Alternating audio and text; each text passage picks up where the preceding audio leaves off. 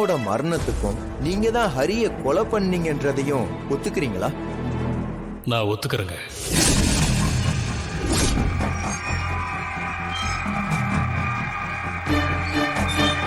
உங்க பொண்ணு சாருவும் ஹரிய விரும்பி இருக்காங்கன்றது தெரிஞ்சும் அந்த பையனை அவளுக்கு கட்டி வைக்காம எதுக்காக ஹரிய கொலை பண்ணீங்க?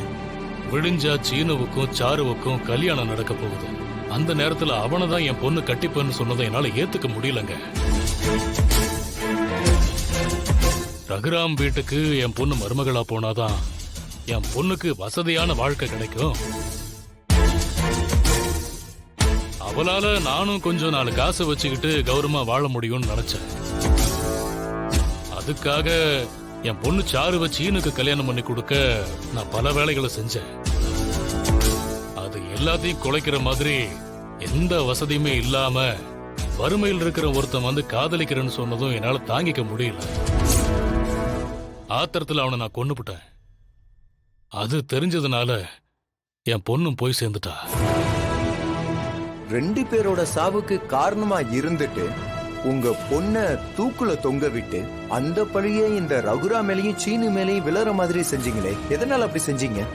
முதல்ல சீனுவுக்கு தான் என் பொண்ண பேசி முடிச்சோம். அப்புறம் அந்த கல்யாணம் நடக்கல. ரகுராம் மட்டும் அன்னைக்கு உறுதியா இருந்திருந்தா அன்னைக்கே அந்த கல்யாணம் நடந்திருக்கும். என் பொண்ணு நல்லபடியா வாழ்ந்திருப்பா. என் பொண்ணு செத்துட்டாங்கிற ஆத்திரத்துல பழிய அவங்க மேல நான் போட்டேன். ஊருக்குள்ள பல ஆளுங்களுக்கு காசு கொடுத்து நான் சொன்னதையெல்லாம் சொல்ல சொன்னாங்க. இந்த கேஸ விசாரிச்ச இன்ஸ்பெக்டருக்கும் போஸ்ட்மார்டம் பண்ண டாக்டருக்கும் நீங்க தான் பணம் கொடுத்து எஃப்ஐஆரையும் போஸ்ட்மார்டம் ரிப்போர்ட்டையும் மாத்தி எழுத வச்சீங்களா? ஆமாங்க. அப்போ நடந்த எல்லாத்துக்கும் நீங்க தான் காரணம்ன்றத ஒத்துக்கிறீங்க, அப்படிதானே? ஆமாங்க, ஒத்துக்கிறேன். Thank you your honour. தன் மகள் வசதியான வாழ்க்கை வாழணும், அவளால தானும் பணக்கார கௌரவத்தோட வாழணுங்கிற இவரோட பேராசையால இவர் மகள் சாவுக்கும் இவரோட பொண்ண காதலிச்ச ஹரிங்கிற பையனோட சாவுக்கும் காரணமான லிங்கத்திற்கு நடந்தது ஒரு ஆணவ கொலை என்பதாகவே எடுத்துக்கொண்டு இவருக்கு உரிய தண்டனை வழங்குமாறு கேட்டுக்கொள்கிறேன். Thank you your honour.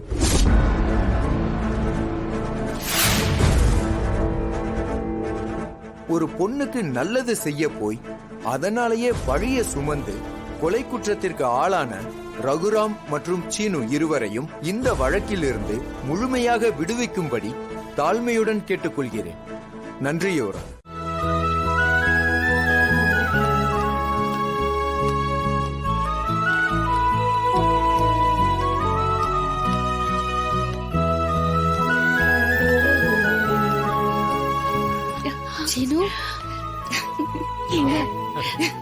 என் வேண்டுதல் வீண் போகலங்க. கடவுள் அருளால 2 பேரும் விடுதலை ஆகி வந்துட்டீங்க.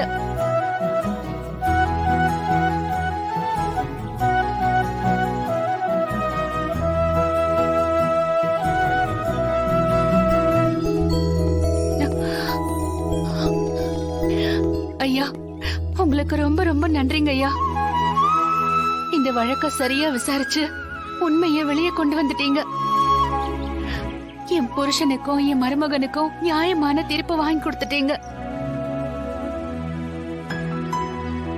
நீங்க மட்டும் இல்லைன்னா இந்த வழக்கு இவ்வளவு சீக்கிரமா முடிஞ்சிருக்காது. தீர்ப்பும் வேற மாதிரி கூட இருந்திருக்கும். ஆனா உண்மையான குற்றவாளிக்கு தண்டனை வாங்கி கொடுத்துட்டீங்க. உங்களுக்கு எவ்வளவு நன்றி சொன்னாலும் பத்தாதுங்கய்யா. ரொம்ப ரொம்ப நன்றிங்கய்யா. என் கடமையை தான் நான் செஞ்சேன். காவல்துறை எப்போதும் மக்களோட நண்பன் தான். சில போலீஸ் தப்பு பண்றதுனால நீங்க மத்த போலீஸையும் விரோதியா பார்க்காதீங்க. நாங்களும் தர்மத்தை காப்பாத்த தான் போராடுறோம். மக்கள் நீங்க அதை புரிஞ்சுக்கிட்டா ரொம்ப சந்தோஷம். லாயர் சார், இந்த வழக்குல உங்களோட பங்கு ரொம்ப முக்கியமானது. Congrats. Thank you sir. ACP sir சொன்ன மாதிரி இந்த கேஸ் நல்லபடியா முடிய நீங்களும் ஒரு முக்கியமான காரணம் தான். மத்த எல்லா வேலையும் விட்டுட்டு இந்த கேஸ முடிக்க ரொம்பவே எஃபர்ட் போட்டீங்க. ஐயோ, ரொம்ப ரொம்ப நன்றி சார். ஒரு லாயரா என்னோட கடமையை தான் நான் செஞ்சேன். That's all. அப்ப நான் வரேன். ரொம்ப நன்றிங்கய்யா. வரேன். வாங்க.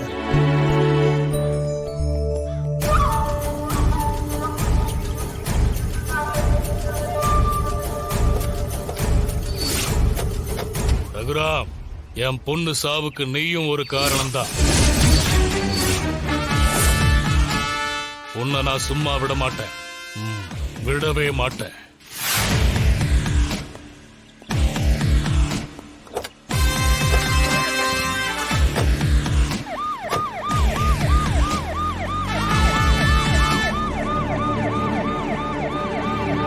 பாம்புக்கு பாலை வாத்தாலும் அது கொத்தத்தான் செய்யும். இவனும் அப்படித்தான். மட்டும் திருந்தல பாருங்களேன். இவெல்லாம் திருந்தவே மாட்டான் மாமா. நல்லா உதவாங்கட்டும்.